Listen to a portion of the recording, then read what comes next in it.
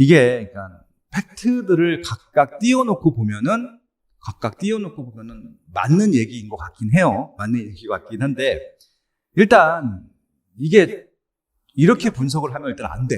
왜냐면은 엉뚱한 결과들을 얻을 수 있잖아요. 그러니까 지금 뭐가 잘못됐는지 말씀드려볼게요.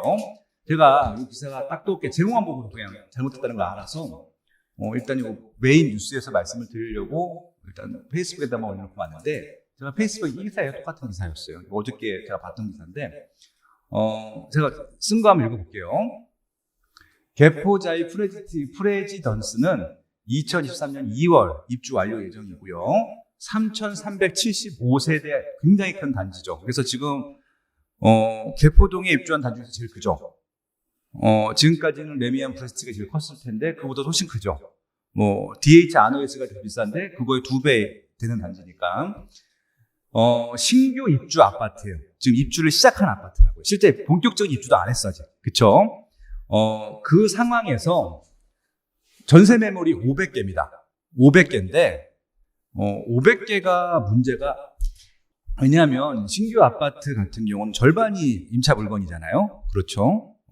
전차 물건인데 3,300세대에서 500개면 많은 거 아니거든요. 처음에 일단 세팅을 다 해야 되잖아요. 신규 자가 입주를 하던 임차 입주를 시키던 그러면은 절반이면 한 1,600개 최소한 1,000개 이상 나와야지 많다라고 할 수 있는 것들이죠. 그렇죠? 근데 그렇다 보니까 결국은 전세 매물이 저는 고작이라고 생각해요. 고작 500개 정도라고 하면은 그리고요 이제 이게 전세가가 지금 분양가 지금 이게 5구 같은 경우가 볼게요. 요거죠, 요거? 예. 아직 보세요. 이게 지금 실거래가도 안 떠요. 왜? 지금 분양권이 아니라 지금 전매 제한 세대들이 있기 때문에. 근데 매물이 나온 것들을 좀 보여드리면, 지금 9억 5천, 8억 5천 정도 나와요. 지금 화면에 지금 안 나오고 있는데, 그러면은 이게 분양가가 얼마였냐? 10억에서 12억 정도 사이였었거든요. 다시 한번 정리해 볼게요.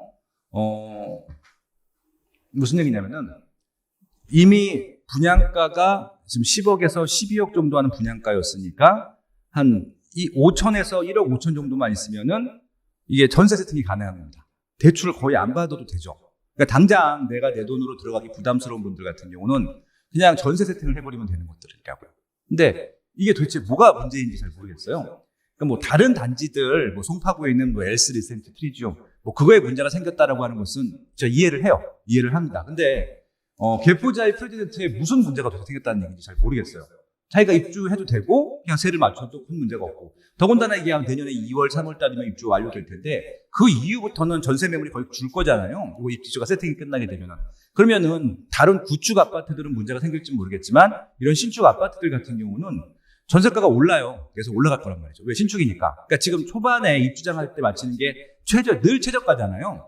신축 아파트들은 항상 입주장이 최저가입니다. 특히 강남권 같은 경우는 한 번도 이게 역전된 적은 별로 없어요. 입주장이 최저가고 계속 올라가죠. 근데 2021년도 같이 말도 안 되는 시장만 아니면은 그냥 그대로 올라간다라고 보시면 될 것 같아요. 결국 이제 어떤 것들이냐면은 여기서 팩트가 맞는데 이런 식으로 한 단지 가지고 전체 시장에 문제가 생겼다는 식으로 얘기를 하면 안 되는 거죠. 왜냐면은 제가 늘 말씀드리지만 전체 평균 전체 하락은 의미가 없다라고 말씀드렸고 각각에 대한 개별 전략이 필요한 것들입니다. 그래서 이 기사의 댓글 보면 되게 웃겨요. 이제 큰일 났다고 이제 분양받은 사람들 이제 다 경매 공매 나오게 생겼다라고 이런 식으로 댓글들 달았습니다. 그냥 말도 안 되는 얘기죠, 그냥. 예, 그러니까 결국 제가 이 페이스북에다가 쓴 얘기 그대로 세상에서 가장 쓸데없는 걱정이 강남구 신규 아파트 소유주들 걱정하는 거거든요. 왜냐면은 아까 말씀드린 대로 그냥 무피 투자가 가능한 투자잖아요. 그러니까 다른 지역은 무피 투자가 안 된다 하더라도 여기는 분양가가 워낙 저렴했기 때문에 무피 투자가 가능한 투자라서 이런 매물들이 경매로 나올 거라고 기대하는 것은 그냥 모르겠습니다. 그분의 그냥 배가 아파서 그러는 건지 부러워서 그러는 건지 차라리 그냥 부럽다라고 하는 것이 솔직한 태도가 아닐까라고 하는 것들이죠. 그러니까 저는 진짜 세상에서 제일 쓸데없는 걱정이 강남구에 신축 아파트 갖고 있는 분들 이런 분들 걱정하는 게 제일 쓸데없는 걱정이다라고 좀 말씀을 드리고 싶네요. 예, 여기까지 넘어가도록 하겠습니다. 그래서 요거에 대해서는 앞으로 누가 이상한 얘기로 하게 되면은 요런 논리로 말씀하시면 되지 않을까 싶습니다. 집주인도 세입자도 지금은 전세보다 월세가 좋아요라고 하는 기사일 텐데 네, 뭐 지금 워낙 좀 특이한 상황이기 때문에 지금 대출이자가 높은 상황에서는 뭐 어떤 쪽이 좋다 나쁘다를 말하기는 좀 어렵다라는 말씀을 드려보도록 하겠습니다. 참 어려운 시장이네요. 이건 넘어가도록 하고요. 시세가 31억에 22억 이상한 거래 손본다. 아까 말씀드렸고요. 이거는 그냥 불법이기 때문에 불법자에 대한 법적인 처벌을 하면 됩니다. 다른 문제 하나도 없어. 그냥 법적으로 처벌하면 돼요. 그런 것들이죠. 그렇게 좀 말씀을 드려보도록 하고요. 국민 10명 중에 6명 내년도 집값 하락이라고 예상을 했다고 합니다. 제가 좋아하는 부동산 R114에서 설문조사한 것들이고요. 제가 부동산 R114를 좋아하는 이유 중에 하나는 설문조사를 많이 해. 그래서 좋은 설문조사, 특히 브랜드 조사, 일반인 조사에서 저도 굉장히 많이 참고하고 있거든요. 제가 한국 갤럽 있을 때는 제가 조사를 많이 했기 때문에 제가 조사한 자료 갖고 공부를 많이 했는데 최근에는 제가 이제 조사를 거의 하지 않고 있다 보니까 제가 신뢰할 수 있는 기관들이 많지 않잖아요. 그래서 시황 같은 경우는 KB 거 보고 있고, 설문조사 같은 경우는 뭐 직방도 가끔 하는데, 직방은 말 그대로 좀 편협적으로 지금 어떻게 보면 좀, 일반인 대상이 아니잖아요. 근데 부동산 114는 그래도 일반인에 가까운 대상으로 하고 있기 때문에 제가 제일 좋아하는 설문조사입니다. 그래서 제가 기쁜 마음에 그냥 바로 아침에 포스팅을 했어요. 제목은 국민 10명 중에 6명이 집값 하락을 전망했습니다. 더 정확히 말씀드리면 6명 이상이 그랬어요. 6명 이상이. 그러니까 6명, 7명이 이렇게 얘기를 했고, 그럼 나머지 3, 4명은 왜 하락 전망을 하지 않았을까? 이제 저는 이제 오히려 그런 것들이 꽂히는 것들이죠. 그래서 한번 설문조사 결과를 한번 공유해 보도록 하겠습니다. 일단 그래프가 이렇게 나왔죠. 그래서 이제 실질적으로 여기 파란색이 상승을 응답한 비율이고, 회색이 보합이고, 빨간색이 하락을 응답한 비율입니다. 지금 2017년도부터 2022년도까지는 상승 전망, 특히 2022년 상반기까지는 상승 전망이 높다가 2022년 하반기 때부터는 하락 전망이 역전을 했고 23년에는 하락 전망이 월등히 높다라고 하는 겁니다. 그래서 지금 2023년도 상반기를 예상했을 때 일반인들 입장에서 보게 되면은 12%만 상승을 전망했고 65%는 하락을 전망했고요. 합치게 되면 77%니까 뭡니까? 23%죠? 23%는 이제 보합. 그리고 23% 그다음에 보합이고 12%는 상승이기 때문에 10명 중에 6명, 7명은 상승, 나머지는 이제 하락이나 보합을 전망했다는 것들입니다. 나머지 읽어보고 제가 좀 더 추가를 보도록 할게요. 그래서 이제 23년 전망이 이렇게 이제 이런 구성비가 있다는 것들이고요. 근데 재밌는 게 뭐냐면은 여기 참 좋았던 것 중에 하나가 매매랑 전세랑 각각 물어봤잖아요. 근데 보세요. 매매는 하락이 압도적으로 높은데 전세는요. 하락이 높긴 해요. 상대적으로 높긴 한데 상승이 매매보다는 조금 더 숫자가 많고 보합도 숫자가 많습니다. 그래서 실질적으로 하락, 보합, 상승 순이긴 한데 상승과 보합을 합치게 되면은 과반수죠. 그러니까 거의 60%가 또 상승이나 보합을 외치고 있고 네 군데가 하락을 외치고 있습니다. 그래서 여기 지금 이제 공개된 데이터들이 전체 평균만 나와요. 근데 응답자가 1,700명 정도라고 하면은 지역별로 혹시 안분이 돼 있다라고 했을 때는 지역별로도 분석이 가능할 수 있을 것 같거든요. 한 100표본 정도 전후만 된다 하더라도. 근데 좀 그 부분이 밝혀지지 않아서 그 부분이 좀 아쉽긴 한데 제가 예상이 맞다라고 했을 때에는요. 하락하는 지역들이 응답률이 높은 지역이 많을 것 같고 상승률이 또 특정 지역들 같은 경우는 응답률이 높은 지역들도 있을 것 같아요. 그래서 그거까지 알게 되면 참 좋았을 텐데 그러니까 어떤 말씀을 드리고 싶은 거냐면은 하락이라고 하는 지역들이 좀 많을 것 같아요, 내년엔. 그러니까 하락하는 지역들이. 근데 그럼에도 불구하고 보합이나 상승하는 지역들도 일부는 있을 거다라고 일반인들이 생각하고 있다는 얘기고요. 그런 생각을 안 해보셨죠, 여러분들? 그러니까 그래서 이제 제가 리서치로서 말씀을 드리는 겁니다. 전세 같은 경우는 하락하는 지역들보다는 상승이나 보합이 더 많다고 말씀드립니다. 그러니까 이걸 제가 왜 말씀드리냐면은 제가 지난주에 한국건설협회에서 2023년도 시장 전망한 것 중에서 뭡니까? 하락 예상한 것들은 똑같죠, 일반인들아. 근데 거기도 전세가는 내년에 올라간다고 전망을 했었거든요. 그러니까 일반인들도 똑같이 생각하고 있는 거예요. 그러니까 그러니까 한국주택협회였죠. 예. 한국건설협회에서 했던 전망치도 전세는 올라갈 거 예상을 했는데 일반인들이 응답한 설문조사에서도 상승이나 보합이 내년에 예상하는 수치가 더 많다는 것들이죠. 이해하셨어요? 예, 그 부분입니다. 예, 그래서 실질적으로 요거는 지역에 따라서 혹시 상품에 따라서 가격이 올라갈 수도 있다는 것들도 염두에 두셔야 될 것 같고, 그래서 이 말씀을 왜 너무 단연하고 단순한데 말씀을 드리냐면은 저렇게 전체 평균 아까 말씀드린 대로 이런 식으로 기사가 나게 되면요, 내년에 집값 하락하는구나 라고 하고 끝이에요. 저렇게 하면 안 된다는 말씀이고요. 지역별로, 그리고 전세는 하락한다고 하는 비율보다 유지되거나 올라간다고 하는 비율이 높기 때문에 그 부분들, 특히 어떤 지역에서 그렇게 응답이 나왔는지는 제가 지금 알 수 없지만 그런 지역들이 분명히 있다라는 것들도 체크해 보시면 좋을 것 같습니다. 그럼 전세가 올라갈 지역들은 뻔하죠. 입주 물량이 몰리지 않은 상 지역들, 입주 물량이 없는 지역들은 올라갈 가능성이 높죠. 그리고 올해 조정이 됐다고 하면은, 왜냐면은 2021년도가 원체 많이 올랐기 때문에 2021년도 전세 수준을 유지하기는 힘들어요. 2023년도에 재계약하시는 분들이 워낙 말도 안 되게 올랐기 때문에. 그렇기 때문에 2021년도 시세가 유지됐던 지역들은 2023년도에 입주 물량이 좀 있으면은 당연히 전세를 하더라도 조정이 될 가능성이 높지만 2021년도 시장의 전세가보다 올해 전세가가 많이 빠졌고 거기다 입주 물량도 없어? 그러면 다시 올라갈 가능성이 있다라고 하는 것들도 염두에 두시면 될 것 같습니다. 제가 지극히 상식적인 말씀 드리는 겁니다. 그래서 다시 한번 요약을 해보면 매매 시장은 하락하는 지역이 훨씬 더 많을 것 같아요. 그렇지만 상승이나 보합하는 지역들도 일부 있다. 이게 이제 일반인들의 생각인 것들이고요. 그리고 전세 같은 경우는 하락하는 지역도 많지만 상승이나 그대로 전세를 유지하려고 하는 지역들도 있겠다라고 하는 것들인데, 여기서 유지가 중요한 이유 중에 하나는 뭐냐면요, 2021년도 시세가 높았어요. 근데 높은 시세들을 2024년도에 재계약할 때 유지된다고 하는 것은 굉장히 높은 것들이죠. 그렇게 좀 이해하시면 될 것 같아요. 뭐 맞나요? 예, 그렇게 좀 이해하시면은 요 응답하신 결과들을 제대로 이해할 수 있는 것들이다라고 좀 말씀을 드려보도록 하겠습니다. 네. 그리고 다음 파트. 그래서 그러면 상반기 주택 가격 이제 전망을 한 요인들이잖아요. 한번 보도록 하겠습니다.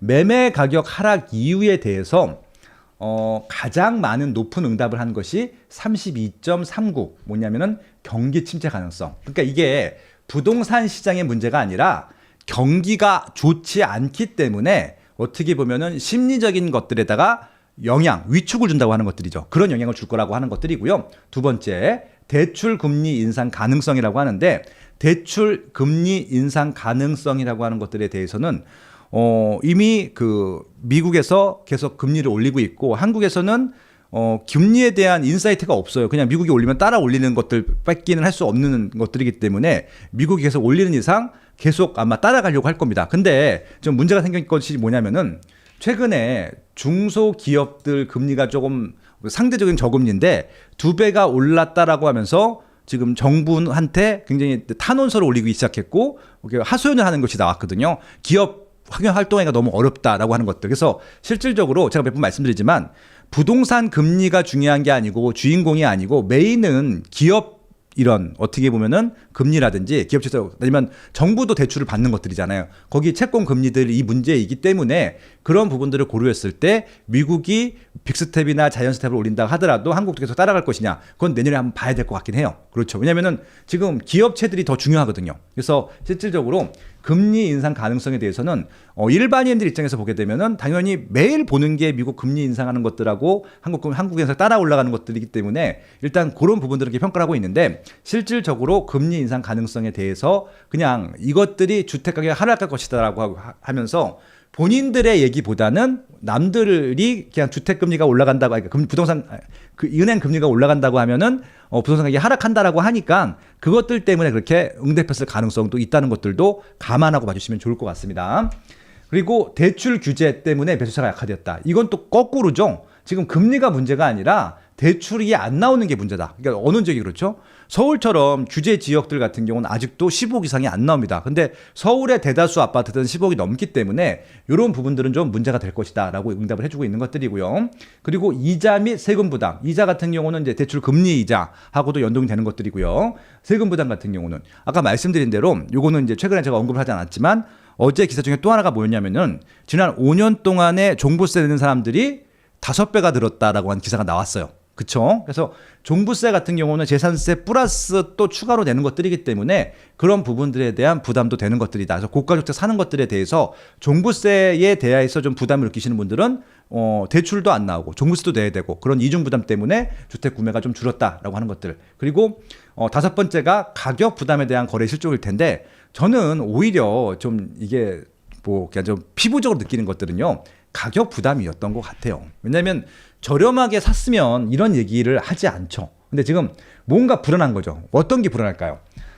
만약에 5년 전에 사신 분들은 불안하지 않아요. 별로 불안하지 않아. 근데 최근에 사신 분들 있죠. 최근 2, 3년 동안 사신 분들. 특히 2021년도 전후. 그러니까 결국은 2020년, 2021년. 그러니까 2년 동안 사신 분들이 지금 굉장히 불안하죠.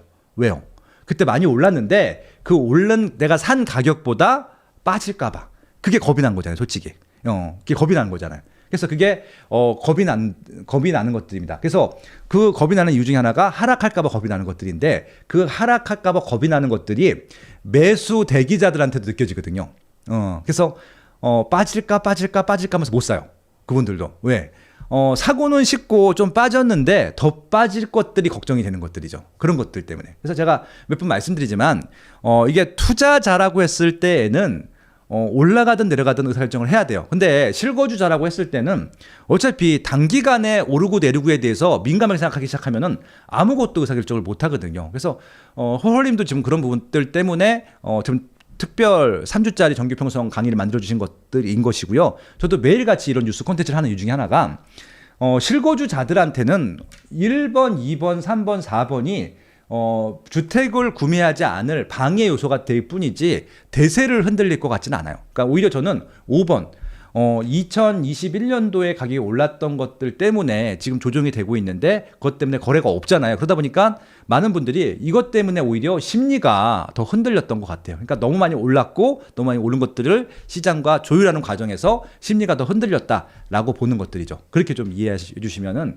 지금 하락 이야기 그 이유를 응답하신 것 중에 본질적인 것들 뭐라 그럴까요?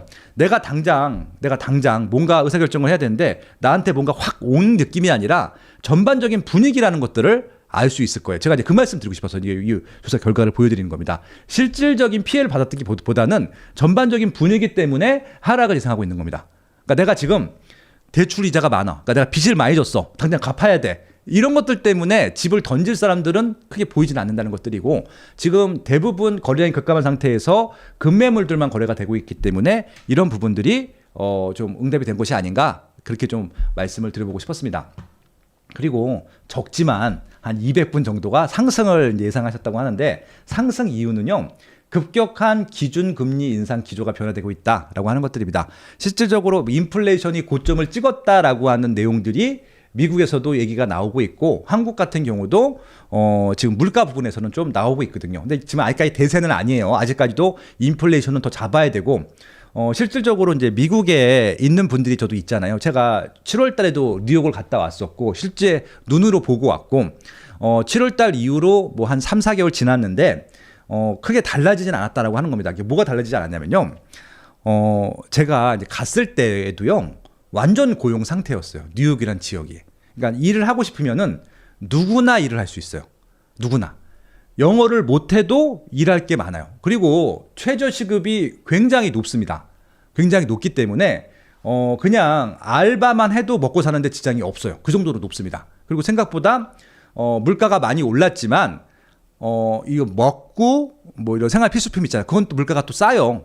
그런 거죠. 그러니까 좀 우리가 좀 많이 쓰려고 하니까 좀 고가품들만 많이 올라간 것들이지 생필품들에 대해서는 미국도 금리가 아주 높지는 않았습니다. 그러니까 그런 물가가 예를 들어서 1센트, 그러니까 1달러를 주게 되면 조각 피자가 굉장히 큰 게 있어요. 그러니까 그런 것들을 먹을 수 있다는 것들입니다. 그러니까 먹고 사는 데는 지장이 없을 정도로 미국의 경기는 되게 좋은 상태였어요. 제가 눈으로 확인하고 왔을 때도. 근데 지금도 제 지인 통해서 물어봤는데 여전하대요. 그러니까 지금도 쓸 것들 다 쓰고 그런 또 그 인기 있는 집들 같은 경우는 줄 서고 있고 뮤지컬 다 보고 있고 영화 다 보고 있고 그렇다고 하더라고요. 그리고 심지어는 일들을 안 해.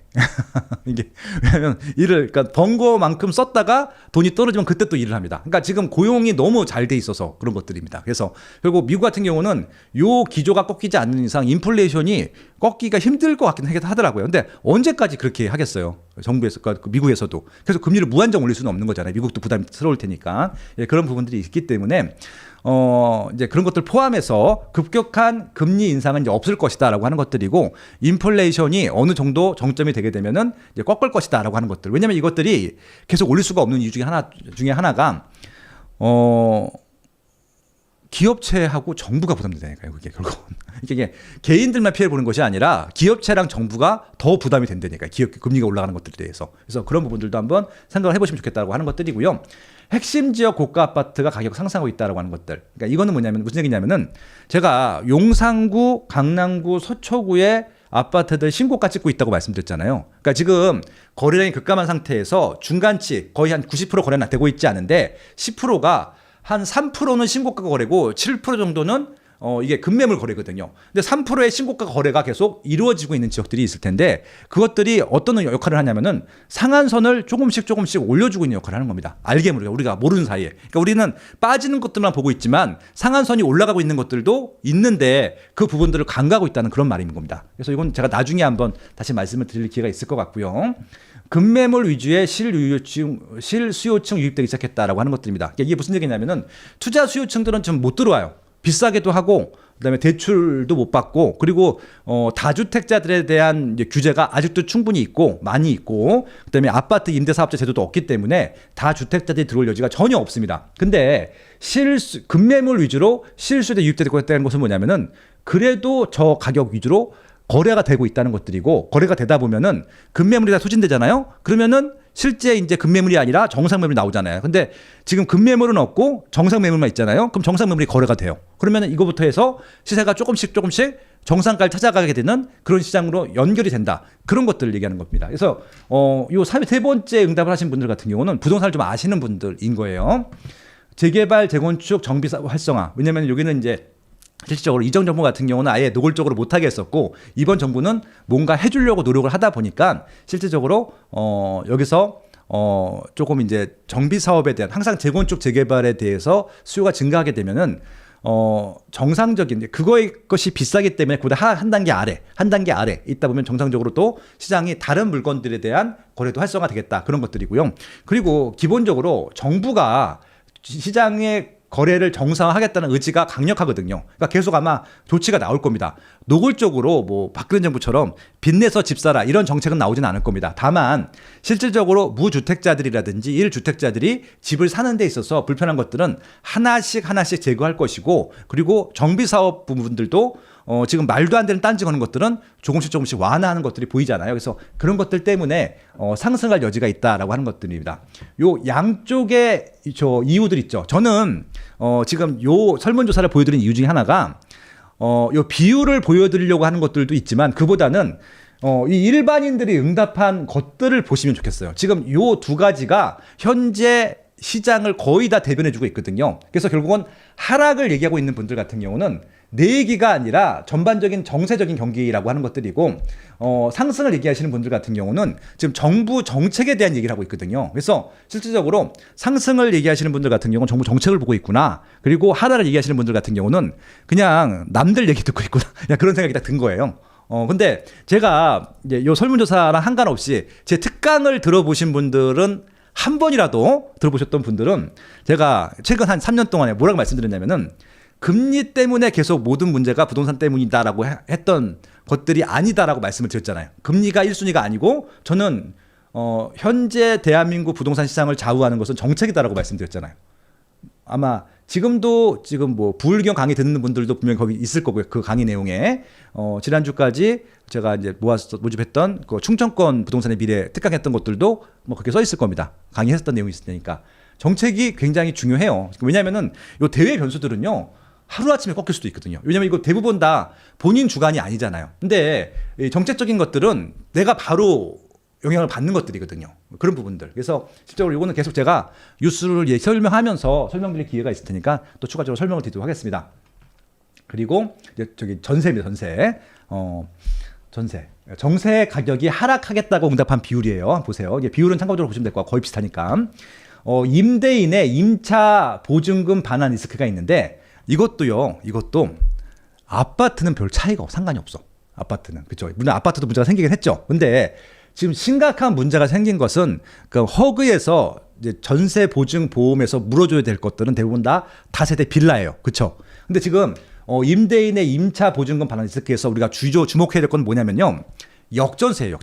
역전세라고 하는 게. 그러니까 이게 경매 넘어가거나 그럴 걱정은 전혀 없어요. 다세대 빌라는 경매 넘어갈 걱정을 해야 되는데 아파트는 경매 넘어갈 걱정을 하실 필요는 없어요. 근데 문제는 뭐냐면은 2021년도에 전세가 비쌌다고 말씀드렸잖아요. 그 비싼 전세로 계약을 하셨던 분들은 2023년도에는 그 비싼 전세 금액을 유지될 가능성이 낮죠. 왜? 지금 매매 시세가 빠졌으니까 아마 전세 시세도 조정될 거라고 많은 지역들이 응답을 했잖아요. 그런 지역들 같은 경우는 예를 들어서 작년까지는 한 10억 정도의 전세 계약을 했는데 올해는 8억이나 9억 정도 수준이 될 거잖아요. 그러면은 당연히 내가 세입자를 하더라도 보증금이 수준이 내려왔으니까 1억이나 2억 돌려주세요 라고 해서 집주인한테 요청을 할 수 있죠. 그러면은 집주인은 당연히 1억이나 2억을 돌려줘야 되는 상황입니다. 그게 바로 지금 여기서 말하고 있는 임차 보증금 반환 리스크예요. 그렇죠?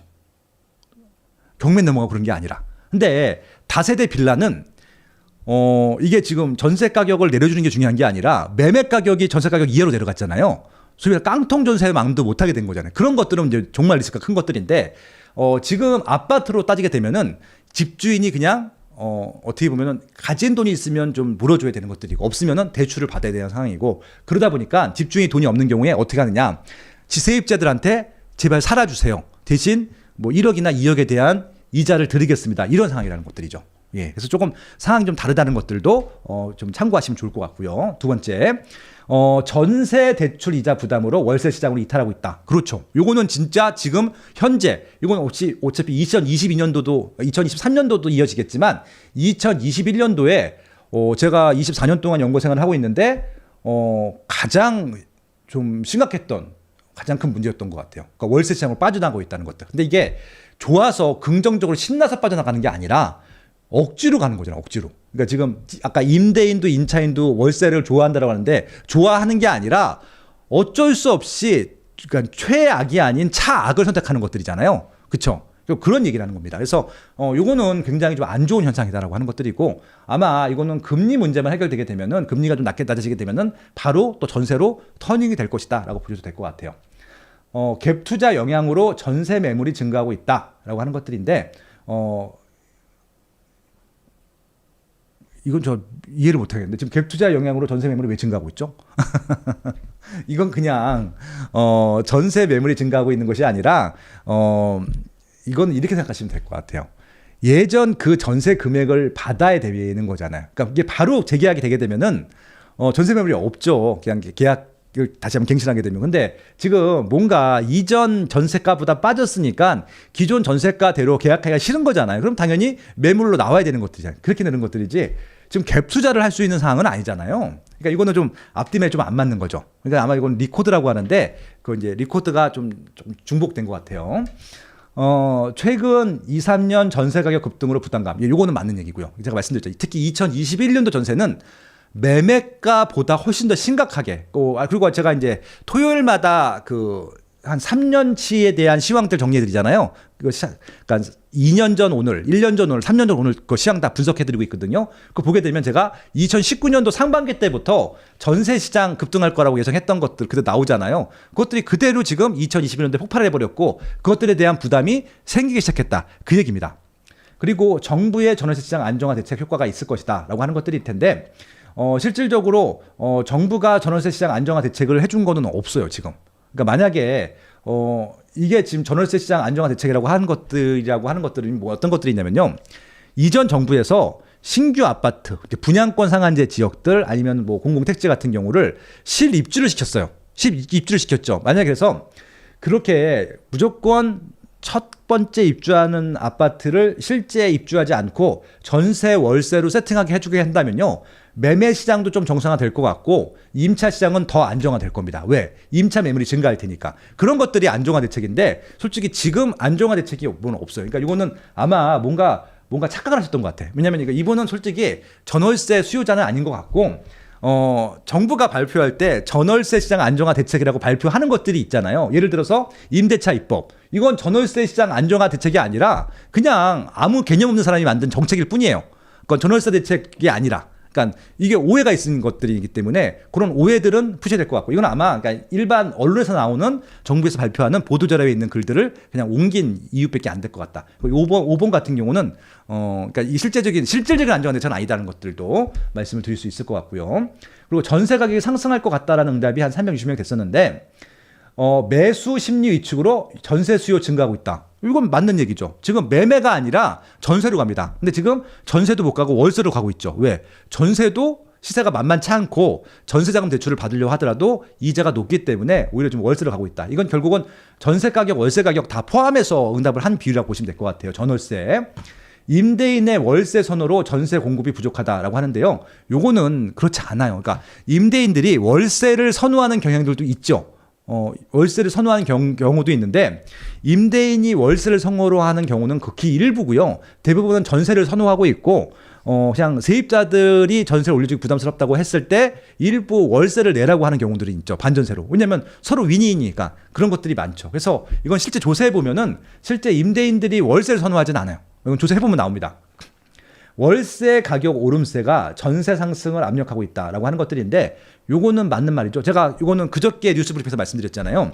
월세가 지금은 전세보다 더 저렴해요. 왜냐하면 월세 수요가 적었기 때문에. 근데 월세 수요가 많아지게 되면은 월세 매물이 없어지고 당연히 월세 가격이 올라간다고 말씀드렸잖아요. 그럼 월세 가격이 올라가게 되면 다시 전세나 매매가로 갈 거라고 제가 그저께 말씀드렸던 것 같아요. 기억나시는지 모르겠지만, 예, 그런 말씀. 예, 그렇게 좀 이해하시면 될 것 같고요. 청약, 사전 청약 위한 일시적 전세 거주 증가라고 하는데요. 이분들은 원래 전세나 월세 살고 있었잖아. 근데 뭘 일시적으로 증가를 해요. 그러니까 저거는 어떤 얘기냐면은, 만약에 특정 입지에 거주 요건이 필요해서 근로 이사를 가야 되는 경우들이 있죠. 예, 그런 경우들이면 모를까.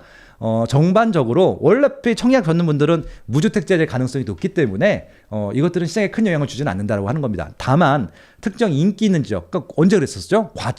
과천이 이것도 얘기하면 또 사연이 긴데, 2018년도 19년도에 막 올랐다가 그 지정타 때문에 또 작년하고 재작년까지 또 막 빠졌어. 그러니까 2년 반짝 올랐다가 2년 동안 또 빠졌습니다. 그 이유 중에 하나가 확 들어갔다가 그 이제 거주 요건, 이게 이제 거기에 일단 거주 요건, 이사만 가면은 거주 요건이 되는 거잖아요. 그래서 이제 그 수요가 확 몰렸을 때는 전세가 확 올라갔다가 이제 더 이상 분양할 게 없으니까 빠지잖아요. 그러니까 결국 수요가 빠지는 것들이죠. 그래서 과천의 전세가 빠진 것 중에는요, 2년 전에 그 이제 그 당첨되려고 이사 갔던 분들이 빠진 수요들도 있다라고 하는 것들도 한번 기억해 두시면 될 것 같습니다. 근데 그런 지역들이 17년도부터 20년까지는 꽤 있었어요. 그렇게 좀 단기간 몰렸던 전세 수요가. 그리고 서울 등 일부 인기 지역 입주 물량 구조일 텐데, 그러니까 이제 요거는 뭐 당연한 얘기고요. 결국은 이제 이렇게 서울에 수요가 있는데 공급이 부족하게 되면은 경기도 인천까지 수요가 분산이 되는 겁니다. 근데 이제 보세요. 이제 보세요. 왜냐면은 이제 어떤 기사가 나올 건지 제가 예고를, 이제 어떻게 보면 전망이 아니라 예고를 할게요. 어떤 기사들이 많이 나올지. 아까 말씀드린 대로 지금 개포 자이 프레지던트가 입주하죠. 3,300세대잖아요. 물량이 많기 때문에 지금 주변 전세 시장이 안 좋을 거예요. 왜? 3,000세대가 넘으니까. 근데 저런 단지가 내년에 한 몇 개 가지가 있어요. 강남이라 하더라도. 그럼 이제 어떤 기사가 나오냐면은 강남도 지금 이제 시장 붕괴되기 시작했다면서 전세 가격 폭락한다라는 그런 기사가 나올 겁니다. 아마 기사 나올 거예요, 분명히. 왜냐면 입주물이 몰렸기 때문에. 근데 강남은 제가 대기 수요가 많다고 말씀드렸잖아요. 시간이 해결해 줍니다, 거기는. 되게 짧은 시간에 바로 그 기사 없어집니다. 몇 달도 안 돼서.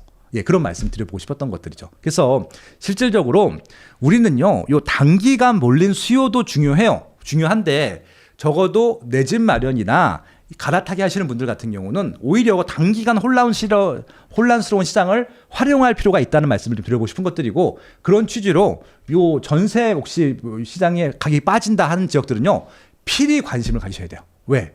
물량이 많다는 얘기니까. 근데 물량이 많다는 얘기는 역으로 입지가 더 좋아지고 있다는 얘기도 있거든요. 그런 것들도 두 가지를 동시에 생각한다고 하면은 오히려 하락 이후 상승 이후를 다 절대적으로 고려한다고 하면은 지금 헐헐님께서도 서울, 경기, 인천 거 지금 강의해 주실 거잖아요. 아마 그런 부분들 같이 고려한다고 하면은 재밌는 시장 많을 겁니다. 아마 우리가 평소 때 2021년도까지 그렇게 선망을 했는데 못 들어갔었는데 이 시장이 이런 가격대가 된단 말이지 라고 보이는 물건들이 있을 것 같고, 그것들은 아마 매매가뿐만이 아니라 전세가로서도 접근할 수 있는 아마 기회를 줄 것이다. 그렇게 좀 말씀을 드려보도록 하겠습니다.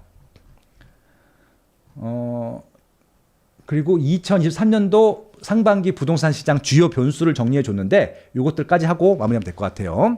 한국은행 기준금리 추가 인상 여부. 예, 이것들은 심리적인 요인이 되게 중요하다고 말씀드렸고요. 일단 추가 인상을 하겠죠. 왜냐하면 미국이 했으니까 안 할 수가 없죠. 이분들이 할 수 있는 건 그것밖에 없으니까. 국내외 경기 회복 속도 및 대외 경제 여건, 뭐 거의 같은 의미라고 좀 봐집니다. 대출 세금 등 부동산 규제 변화 여부. 이건 되게 오히려 저는 1번과 2번보다 더 중요하다고 생각하고 있고요. 민간 소비 등 국내 실물 경기 지표 변화. 뭐 솔직히 이거는요 2번과 거의 같은 얘기고요. 물가 상승. 이거는 아마 1번과 같은 얘기라고 보시면 될 것 같고요. 전월세 등 임대차 시장 불안 지속 여부일 텐데 결국 이것은요. 물량이 아마 단기간 영향을 줄 것이고 실질적으로 미래 수요들이 어떻게 올 것인가가 아마 중장기적으로 영향을 줄 텐데, 그래서 실질적으로 단기적으로 물량이 몰리는 지역 중에서 괜찮은 지역들은 1순위 관심 지역 일단 가지시기 바랍니다. 3기 신도시든 정부 주택 공급 정책이라고 하는데요. 아까 말씀드린 대로 이제 정부의 공급 정책에는 신도시가 있고 정비 사업이 있어요. 두 가지를 다 잡아야 되는데 결국 어떤 것들이 더 영향을 줄 것인지 따져보시기 바란다라고 말씀을 드리고 싶고요. 그리고 이거 설문조사 안 하신 분들은 이거 끝나면 바로 하세요. 제가 다음 주에 3기 신도시 특별편 만든다고 말씀드렸잖아요. 커뮤니티에서 지금 설문조사 진행하고 있고요. 3,300분 정도 응답하셨네요. 네, 이거 한 3일 전에 3,000분 응답하셨으니까 다음 주까지 해서 우리 한 4,000, 5,000명까지 가자고요. 아까 부동산 124 1,007명 응답했잖아요. 지금 저희는 저희 사이트에서도 3,300명 응답을 했습니다. 저희가 훨씬 더 표본수가 많죠? 네, 아무튼 저희 한 5,000표본 정도 해서 다음 주에 제가 좀 분석을 해드릴 테니까 3기 신도시 중에서 서울 수요층을 좀 많이 가져갈 그런 신도시가 어딘지 한번 평가하는데도 여러분들도 좀 동참하시면 좋을 것 같고요. 여기 댓글란에다가 여러분들 생각도 그냥 주저리 길게 써주시면 아마 도움이 될 것 같습니다. 그리고 네. 마지막으로 다주택자 임대사업자 매물 확대 여부. 이게 무슨 얘기냐면은 다주택자들이 물건을 내어놓을 것이냐, 그리고 임대사업자가 또 부활하게 되면은 또 이들이 어차피 단기간 또 못 팔 테니까 그럼 매물 줄 것은 아닌가, 뭐 이런 것들 따져보겠죠. 그런 부분들이 시장에 어떤 영향을 줄 것인지. 그래서 보면은 1번하고 2번하고요, 3번하고 4번, 그리고 그 4번, 그러니까 상위권에 있는 4개 같은 경우는 거시적인 경제라고 보시면 될 것 같고요. 요 대출 세금이라든지, 그 다음에 전월세, 3기 신도시, 다주택자, 이런 것들은 부동산에 직접적인 연관을 갖고 있는 어떻게 보면 미시적인 그런 측면이기 때문에 각각 어떤 것들이 영향을 주는지 좀 판단해 보시면 아마 이 시장을 공부하는데 도움이 되지 않을까, 그렇게 좀 생각을 하고 있습니다. 한번 제가 여기 공유해 놨으니까 읽어보시면 좋을 것 같아요. 읽어보시면 좋을 것 같습니다. 그래서 요거 국민 10명 중에 10명 중에 6명은 내년도 집값 하락을 한다고 했는데 그런 의미로 말씀을 드린 것들이고요. GTX 갈등, 노선 갈등, 출구 없는 음마 아파트. 이건 읽어보시면 될 것 같고 제가 몇 번 언급을 했습니다. 상계 마들 단지 19층 아파트 탈바꿈 된다. 여기 뭐 넘어가시면 되고요. 버팀목 전세 대출 확대에도 당연히 전세 수요가 좀 없다라고 하는 것들이고요. 집값 낙폭 1주일 새 수도 손기록, 이건 한국부동산원이죠. 자, 이따 오후에 한국 KB 올라오게 되면 내일 오전에 공유해드리도록 하겠습니다. 4억 싸게 내놔도 안 나간다. 강남도 역전세난 아우성이다 라고 말씀드렸고요. 요거는 아까 말씀드린 대로 2021년도 시세보다는 많이 좀 내려올 것 같다는 말씀이고요. 특히 지금 같은 경우는 앞집 유리하는 것도 보겠네. 둔촌주공 재건축 주방뷰 논란이라고 하는데요. 공사비 주려고 설계. 근데 이거 이미 알고 있었잖아요. 설계 다 알고 있었는데, 참. 그러니까 많은 세대수를 공급할 수 있었던 것 같기도 하고요. 그러니까 이제 제가 몇 번 말씀드리지만, 둔촌주공 굉장히 좋은 아파트고 인기 많을 거예요. 저 분양 청약하는 데는 전혀 지장 없을 것 같고요. 그러니까 지금 이게 저게 가점이 몇 점이 나오냐가 중요하지 청약이 안 되거나, 지금 많은 분들이 저거 우려하고 계신데 저게 될지 안 될지, 일단 제가 어저께도 저걸로 키를 보자라고 말씀드렸는데 분양이 안 될 리는 없을 것 같아요. 분양이 될 텐데, 제가 개인적으로 안타까운 것은 좀 좋은 설계로 해서 좋게 더 만들었으면 더 좋지 않았을까라는 생각이 드는 아쉬운 단지다라는 것들이고요. 그래서 이제 그렇게 좀 좋게 지려고 하면은 분위기가 조성이 됐어야 되는데, 그냥 제가 좀 이전 정부의 정책이 정말 짜증이 나고 좀 화가 났던 이유 중에 하나가, 둔천주공처럼 정말 역대급 작품이 나올 수 있는 작품들을 분양가로 2,500만 원 누르는 바람에 죽도 안 되고 밥도 안 되고 지금 그렇게 끝나버렸어요. 예, 분양하는 데는 전혀 문제가 없는데 상품이 그냥 일반적인 수준으로 끝날 것 같아서 개인적으로 굉장히 좀 안타깝습니다. 예, 그렇습니다. 일산 재건축 1호 백송 5단지가 예비 진단 탈락을 했대요. 이거 좀 지자체에서 할 텐데 이거 이렇게 하면 안 되지 않을까요? 아니 어차피 이게 참 답답하네요, 이분들 참. 이거 아마 또 뭐 그 뭡니까? 그 구조 안전성 거기서 그랬을 것 같은데 맞죠?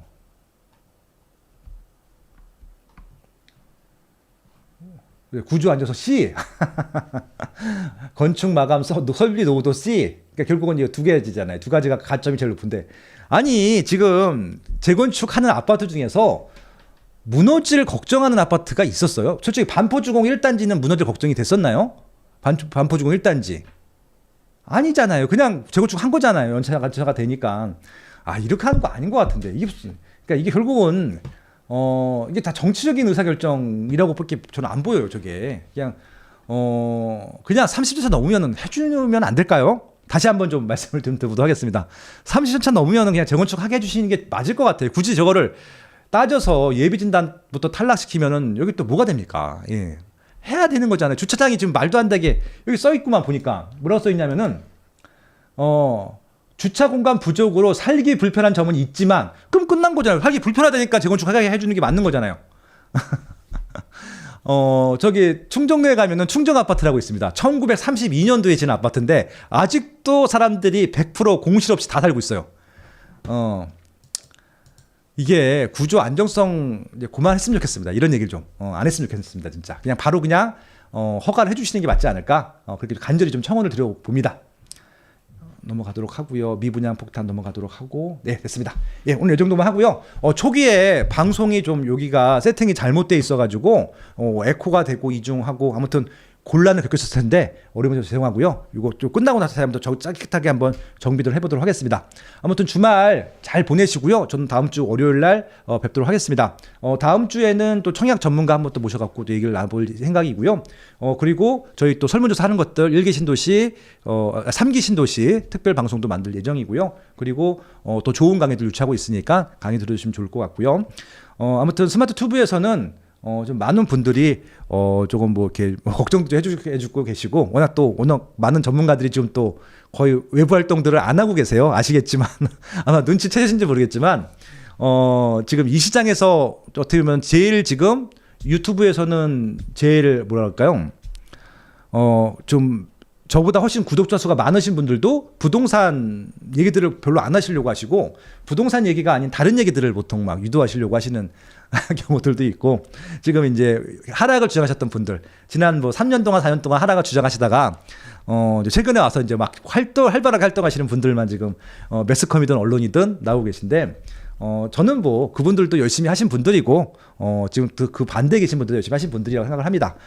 저는 뭐 상승 하락 뭐 이런 것들을 오히려 말씀드리고 싶은 것들은 아니고, 이런 시장에서 어떻게 하는 것이 우리한테 가장 바람직한 태도이고 자세인지 뭐 이런 것들을 좀 말씀드리고 싶고요. 스마트 튜브 김학렬 소장, 파시온 김학렬 소장은 늘 하던 대로 20년째 하던 대로 똑같은 콘텐츠로 예, 말씀을 드려보도록 하겠습니다. 아무튼 저는 여러분들이 편안한 보금자리에서 내 집 마련을 하셔서 편하게 사시는 것들이 또 목표고요. 나아가서 여러분들의 경제 생활이 조금만 나아지기 위해서 어떻게 하면 조금 더 인플레이션 이상의 자산을 만들 수 있을까? 그런 것들을 좀 같이 고민하는 사람으로 계속 활동을 할 예정이고요. 여러분들도 좀 많이 동참해 주시고 해주시면 좋겠다는 생각을 해보고 있습니다. 아무튼 좋아요 좀 꾹 눌러주시고 나가시면 좋을 것 같고, 더 좋은 콘텐츠로 계속 찾아뵙겠습니다. 저는 또 주말에 스마트튜브 멤버십 영상 찍을 예정이고요. 또 그대로 전달을 해드리도록 하겠습니다. 다음 주 월요일 날 오전 8시에 이상 없이 뵙도록 할게요. 고맙습니다. 주말 잘 보내시고요. 고맙습니다.